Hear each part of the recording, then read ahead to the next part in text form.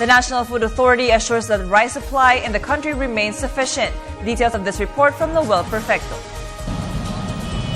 National Capital Region NFA Director Piolito Santos denied reports published in some broadsheets that there is an alleged rice shortage in the NCR due to tons of smuggled rice coming in from other countries. Director Santos added that there are more rice stocked in warehouses which are currently being sold in the market at a higher price but can cope with the needs of the consumers. Dito sa NCR ay stabilize ang presyo natin at napakaraming inventory ngayon sa National Capital Region. Actually, may nag-unload tayong 2 barko. That's equivalent to 500,000 bags. As of the present, meron tayong 1.6 million bags of rice in NCR at ito ay abot ng 16 days.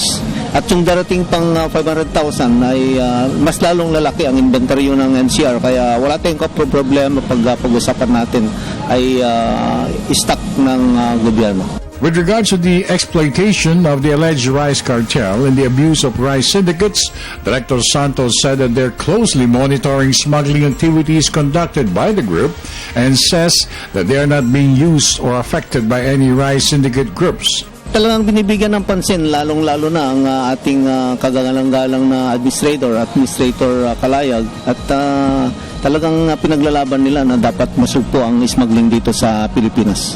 As of now, Director Santos assures that they are cooperating with authorities to help with the government's campaign to stop smuggling of imported rice from other countries.